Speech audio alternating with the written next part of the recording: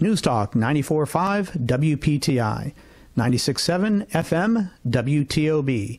You're listening to The Wealth Guardians with Doug Ray, helping you retire the job and keep the paycheck.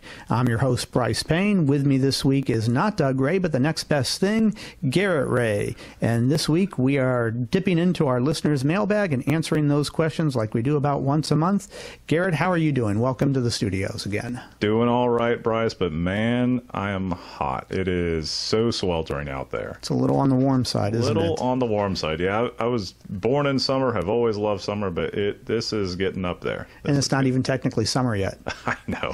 I know.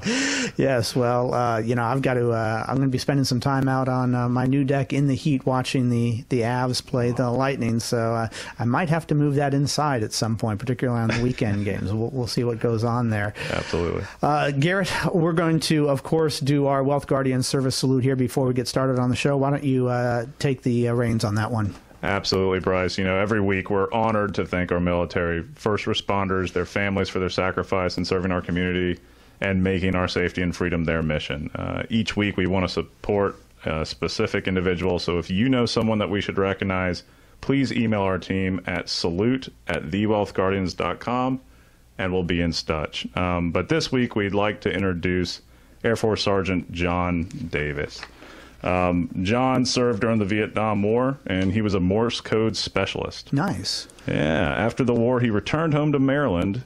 His family, including his little sister, Lynn Davis, who was only 5 when he enlisted. John went on to work for the CIA and traveled worldwide.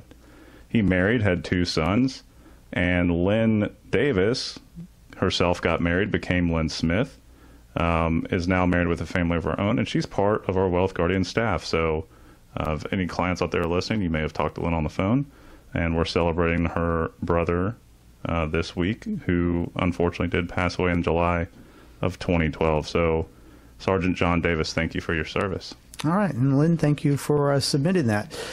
And again, if anybody else wants to have their family member or loved one recognized, as Garrett said, email us at support@thewealthguardians.com. All right, let's go ahead and get started on the show. What do we have first in the mailbag here, Garrett? Yeah, so the first question we have coming up comes from Wendy out of Randleman. She says, I just inherited a 70-acre farm along with my 6 siblings. Okay. 4 of them want to sell, and 3 of us want to keep it. Is it worth trying to buy out those 4, or should we just argue until everybody is on the same page? Oh, Wendy, that's a great question. Short answer is just keep arguing. No. So it's coming from a financial planner's perspective. There's certain things that you would have to analyze here. So here's what you need to consider, Wendy. First off, do you have the liquid assets set aside? And do the other, let me see here, is buying out the other 4. So you've got 3 others there. So you've got 2 others with against the 4. Do you have, and the other 2, have the liquid assets set aside for your retirement? That's maybe not an answer that you know for sure off the top of your head. You might think you do. You might be a little confused. You might know that you don't. That's the first question we'd have to ask.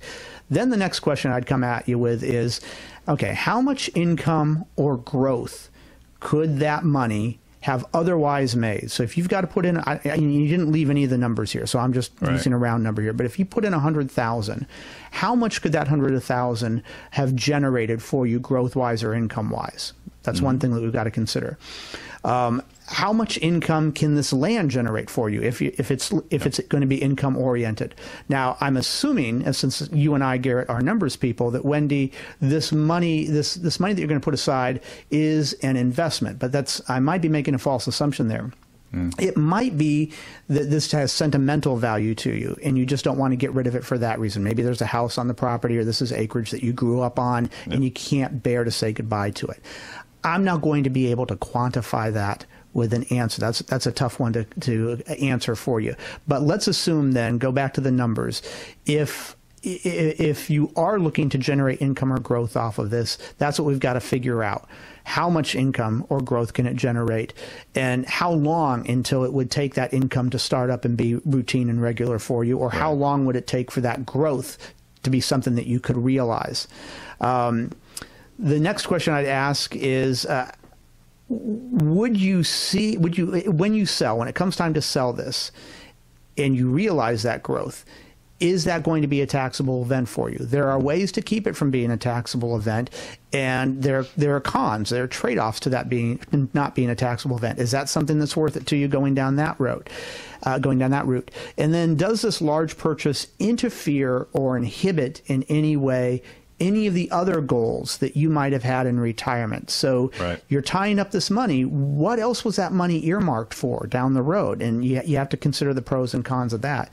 Obviously, this is not something I'm going to be able to give you an answer to over the phone, but at least I'm pointing you in the direction of things that you would want to consider, how to lay this out on the table to discuss with your siblings. Is this even doable? Yeah. And I think it gives a little bit of insight to kind of, as we look at someone like Wendy who has this problem, what kind of questions would we ask someone like Wendy? What's our problem-solving mindset here? Yes, that's exactly right. And Garrett, as an engineer, that's all what you're all about, is doing these problem solvings on a mathematical basis. All right, if you're just tuning in, you're listening to the Wealth Guardians. I'm Brice Payne. With me is Garrett Ray, and we are answering our listeners' questions for every so many weeks. We get these stockpiled in our inbox, and we've got to dip into the good ones here. And Garrett and I, or Doug and I, whoever we've got on the show that week, will sit down and answer these, and that's where we're at today. So, Garrett, we answered the first one there for Wendy. Who do we have next? Yeah, so this next one's a good one, Brice. So Roy in Winston-Salem says, I'm close to retiring, and I'm interviewing and comparing a couple of different financial advisors. What metrics are most important to compare them on? Oh, all right, Roy, this is probably, I love this question. Thank you. This is probably one of my favorite questions to be asked. So this is cutting down to the meat and potatoes. What are you looking for in a financial planner, particularly if you're if you're edging near retirement? What are you looking for? Who do you sit down with? Who do you trust? Who do you turn your money over to make the best decisions for you? First thing that I would say that I would look for is credentials. What kind of credentials do they have? There is no shortage, Garrett, of these 2, 3, 4, 5-letter initials after somebody's name, and people get confused with that. They don't know what they all mean. You can do a quick Google search, but how do you really know? So the credentials is going to be important. I would say at the top of that list would be the RICP credential, and that's what your dad and I have. You're going to be working on that here shortly, and I have no doubts that you'll breeze through that faster than I did. But it's an in-depth credential. It is one of the few credentials that somebody who has a securities license is actually able to show after their name. So my being a registered investment advisory representative, I have certain restrictions on me, and I'm only allowed to, I've got many credentials out there, but I'm only allowed on my business card or on my shingle allowed to put certain credentials, and this is one of them I am. The RICP, Retirement Income Certified Professional. If you're close to retiring, that would be one of the main ones that you're looking for. So, and there are some others out there as well, but we'll leave it at that. We don't have time to go into all of them out there. Right. That would be one of the first things, Roy, that you'd want to look for. The second one I would say is reviews online. Now, everybody out there has to be cautious about, are these reviews or what you're looking at legitimate or not? And you can, of course, look up Google reviews on anything. But I would say that that's another fairly safe way to go, is look up and see, at least you'll find red flags if they're out there. You can look up and say, oh my gosh, so many people gave this place 1 star or whatnot. Okay, I'm going to move on to the next place. So check out your reviews online. Very safe place to look at reviews is Better Business Bureau. Yep. That's an easy one, and of course we're on there as well. Both of our offices here in Clemens, and our office in Charlotte as well. Then I'd say probably this would be at the top of the list is a fiduciary. We operate on the fiduciary standard, and only about 50% of advisors operate on the fiduciary standard. That just means that whatever recommendations that advisor is giving to you, they are obligated by their licenses and certificates to make those recommendations in your best interest. It sounds like that would be a given, right? It's actually not. About 50% of advisors out there are only required to act on the suitability standard, which means they can consider what's in their best interest as well as yours. Yeah. That's like going to a doctor and the doctor recommends a surgery. You would like to think that he's recommending that surgery because it's what you need, right. Not because, hey, it's something that I like to do and I'm good at and I get paid well for it. No. So when we're fiduciaries, we're obligated to act in your best interest. So that would be the key one, Roy, that I would say you have to ask for or look into. Are their fees reasonable? Are their fee structures reasonable? What is the planning process like? How detailed and thorough is it? Do you have a good connection with the person? You want to be able to trust them, like I said.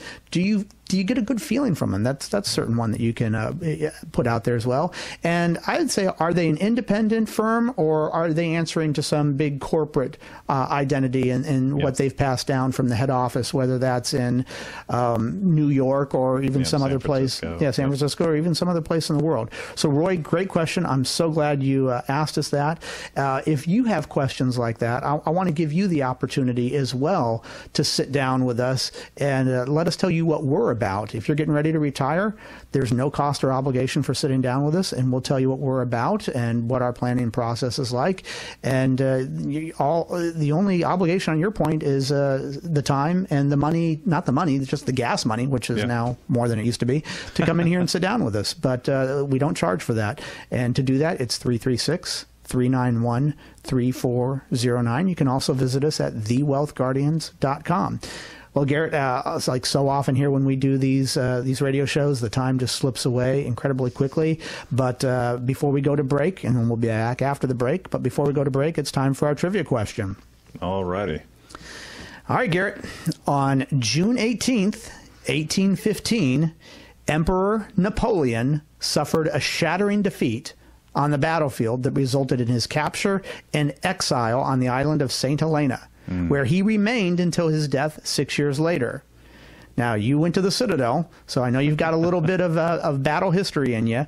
What was the name of this battle? All right. This is Brice Payne. With me is Garrett Ray. The show is The Wealth Guardians, helping you retire the job and keep the paycheck. And this is News Talk 94.5 WPTI. And this is 96.7 FM WTOB. News Talk 94.5 WPTI, 96.7 FM WTOB. You're listening to The Wealth Guardians with Doug Ray, helping you retire the job and keep the paycheck. I'm Brice Payne, along with not Doug Ray this week, but along with Garrett Ray. Garrett, thank you for joining us. And again, this week we are dipping into our listeners' mailbag and answering those questions. So now I've got a question for you.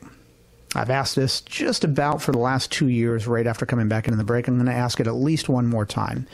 Are you 5 to 7 years from retirement? Okay, if you answered yes to that, I'm going to ask you a second question. Do you want to confirm that you're making the best decisions for your retirement? I know that you just answered yes to that if you answered yes to the first question. Well, I've got good news for you.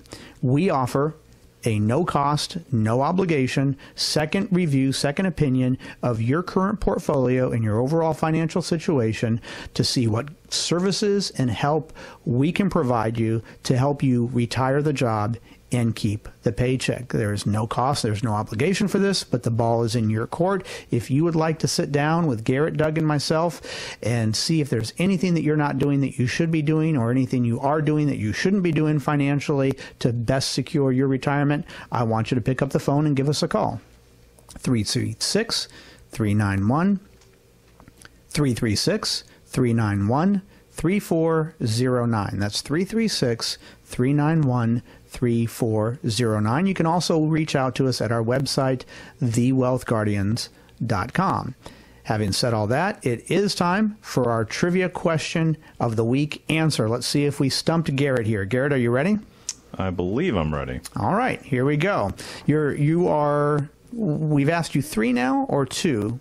3. I'm 2 for 3. You're 2 for 3. Yeah. All right, let's see if we can get you back to 75% here. Garrett, on June 18th, 1815, Emperor Napoleon suffered a shattering defeat on the battlefield that resulted in his capture and exile on the island of St. Helena, where he remained until his death 6 years later. Simple question. Okay. What was the name of that battle? You went to school at the Citadel. Yep. I know you know this. Yeah, so I believe I recall my world history here. Napoleon was defeated by the Duke of Wellington at Waterloo, which is in now present-day Belgium. Final answer. Wow. Let's go ahead and do that one right here. not only did you know, I was just looking for the simple answer, Waterloo.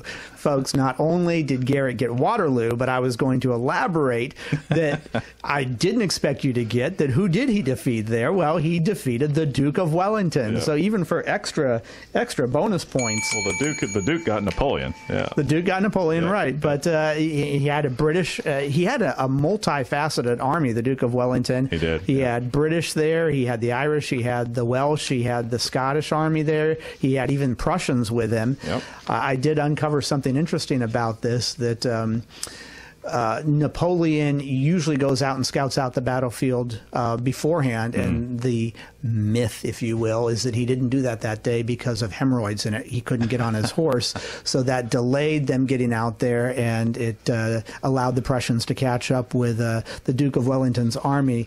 Now, here's something I bet you didn't know. Technically, Napoleon never stepped foot in Waterloo, that the battle was 3 miles south in what was originally known as the Battle of Mont Saint Jean. That's where the Battle of Wellington actually happened. The Battle of Waterloo actually happened, but Wellington's army was based in Waterloo, so he came back there at the end of the battle and sent his reports from there, and so that's why it was called the Battle of Waterloo in the end. And I guess, again, that just proves that history is written by the victors, right? Yeah, absolutely. That is a little tidbit I did not know. Okay, there we go. Well, you are back, you're 3 for 4 now, so we're back up to 75%, and again, doing showing your dad up one there. All right, let's go ahead and get back to our listener questions here. And Garrett, we had a couple in the first segment. Let's get to our next one. Who are we hearing from now? Absolutely. So, all right. So this one's from Marty in Asheboro. He says, I keep talking myself in a circle. I've been out of the market for several years, and I've missed out on a lot of growth. I don't want to jump back in right now because it looks like we have a crash coming soon. I also don't want to stay on the sidelines and miss out on even more growth when we recover. What's the right answer here? Marty, that is not an uncommon predicament to be in. It's actually so common that we have a name for it in the field, and it's called analysis paralysis. And that is that you are so busy, you're so consumed with analyzing the situation and figuring out whether to go north, south, east, or west with your investments or with your financial plan, that it's so overwhelming that you just sit back and you never actually end up making a move. We see that happen so often, and it keeps people from making, it keeps them from making bad decisions, but more importantly, it keeps them from making the right decisions. And either of those can be really detrimental. So it's okay. I want to stress to you, Marty, and anybody else out there who hears Marty's question and says, oh, I can relate to that. I missed out on a lot of growth, or I've been sitting on the sidelines as well. It is okay to let professionals take the reins. That's what professionals are for, whether it's in the medical field or a mechanic. It's okay to let them take the reins of something. And I think if somebody has had a 401k most of their lives and they've picked out the mutual funds to be in, maybe they've got a brokerage account on the side and they've picked out the stocks or the bonds to be in, they hesitate in turning that over. It's okay to do that. There are professionals out there who know what they're doing. You just have to find the right one, and that would take us back to our first segment where we were talking to Roy and his question on what rationale does he use, or what metrics does he use to figure out who is the right financial advisor for him. So, Marty, assume that you listen to Roy's question there, and you figure out now what's important to you, an advisor, and you find that advisor. Don't fret on just turning the monies over to them and letting them, they have to know what your goals and objectives are, and what your risk tolerance is. Yep. But once that's figured out, it's okay to do that. And I would say trying to make some certain decisions on your own is tough, and I get that, and that's what professionals are out there for. So I hope that answers your question. Garrett, do you have anything to add on that? Yeah, I think I think you're spot on. It's most of our clients have other professions, other lives going on. This is what we do day in and day out. We're connected with people who do this day in and day out. So they have the time, they have the energy, they have the focus to understand where the markets are. If it's getting in, overbought territory, oversold territory, and that can make those professional calls. So being comfortable, after you've sought a solid second opinion and letting that professional guide you through financial decisions makes a heck of a lot of common sense. It takes a lot of stress off you too, Marty. I sense the stress there in your question, and that's what a financial professional can do for you. If you are just tuning in, you're listening to the Wealth Guardians, and I'm Brice Payne. With me is Garrett Ray, and today we are answering our listeners' questions. We get these every day. We get listener questions in here, and we've got to weed out the excellent questions from the good questions, and that's what we're doing here today. Garrett, who do we have next? Absolutely. We have Charlotte from Salisbury. She says, I'm retiring in the latter half of the year, hopefully by the holidays, and amazingly, I'll have about 16 weeks of unused vacation and sick leave that they'll have to pay me. I'm told that I can take this all in my final paycheck or continue being paid on my normal schedule every 2 weeks for a few months after I retire. Does it matter which way I do this? You know, I read all these questions beforehand just to make sure that I'm reading in between the lines and I'm catching the nuances of these. And this was one that my initial instinct was a little bit off, Charlotte. I thank you for this question because of that. My first inclination was it doesn't really matter. We're only talking 16 weeks. And I was thinking about, well, what are you going to do with that money? Are you going to invest it? Is it just going to be sitting in your bank account? Probably 16 weeks, the market could go up, could go down if you invested it. I don't have the specifics, so it probably wouldn't matter. But then I caught myself and realized, oh, okay, what did she just say here? She says, I'm retiring in the latter half of the year, and she said, exact date to be determined. Yep.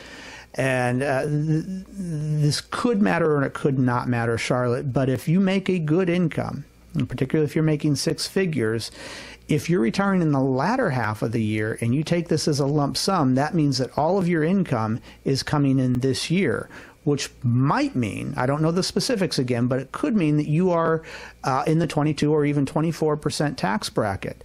But if you delay as much of this money coming into you until the 2023 year, yep, when you're going to be retired, now you're not going to have much income, which means that you'll probably be in the lower 10 or even lower than the 10% tax bracket. Exactly. Could be anyway. Yep. So this could make a huge difference. If the difference between 12% and 22% taxes is a huge difference to you, I know it is to me, Charlotte, then it could really matter. Now, in order to get you an exact answer on that, you would have to sit down with at least some kind of financial planner. I'm offering the doors open here if you'd like to come see us, but to get you that exact answer, you'd have to sit through a little bit of planning process with your advisors so they can get the specific on your numbers and whatnot and get you that clear answer. Just to let you know, Charlotte, we are available. You can reach out to us, 336-391-3409. That's 336-391-3409. We have offices in Charlotte, but we also have offices up here in Clemens and the Triad area. You can also reach out to us at our website, thewealthguardians.com. But really what you're looking to do, Charlotte, is sit down, have a planning process, and let that financial planner figure out what tax bracket you're in, what tax bracket you might not be in if you delay some of these payments until next year. Chances are you're going to be in a very low tax bracket next year. And then what we'd also want to start bringing into the conversation at that point is IRA to Roth conversions. Because when you're retired in those years before you retire, after you retire, but before you take your Social Security, you have a great opportunity to do some IRA to Roth conversions. So that'd be another thing that we'd want to add to that conversation. But great question, Charlotte. You almost tripped me up on that one. Thank you for that. And Garrett, do we have time for one more here? I think we do here. All right, let's get to it. Yep. So this next one is from Buddy in Yadkinville, and he's a little bit impatient. He says, I'm quite ready to retire, but I won't be old enough for Medicare for another 6 months. Should I just stick it out until then? All right. Well, it's a very, very common scenario, Buddy, and I appreciate the question. Again, we have to consider this all the time. There's certain things that you have to consider here. You didn't say anything about this, so I'm guessing you probably already thought about this, and it's not an option, but let me at least put it out there. Do you have any health benefits through your spouse is an option, because that would take the stress of your question right off. If you've got that, then okay, no harm, no foul then by retiring early in that sense. If you don't, let's move on then to the assumption that you don't. How much will pre-Medicare cost you? That's the big thing. We have to know that.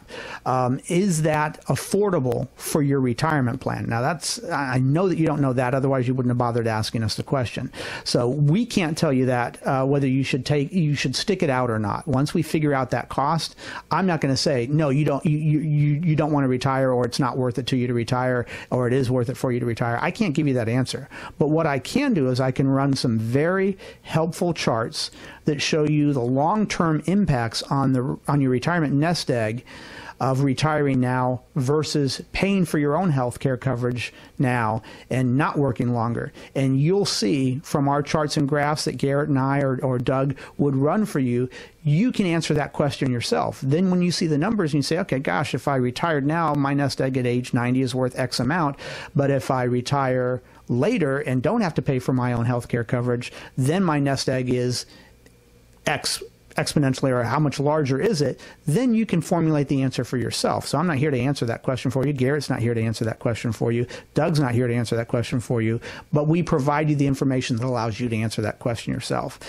I love the question, buddy, and it is something that we get all the time and figuring out if somebody wants to retire early, they have to consider that kind of thing. One thing I want you to consider is, are you having fun in the heat this weekend? I hope you are. I hope you're staying hydrated. Keep that sunscreen on you. Garrett, thank you for joining me in your dad's absence this weekend. Always a pleasure. Always a pleasure. Love doing it with you. And this is Brice Payne. With me is Garrett Ray. The show is The Wealth Guardians, helping you retire the job and keep the paycheck. And this is News Talk 94.5 WPTI. And this is 96.7 FM WTOB.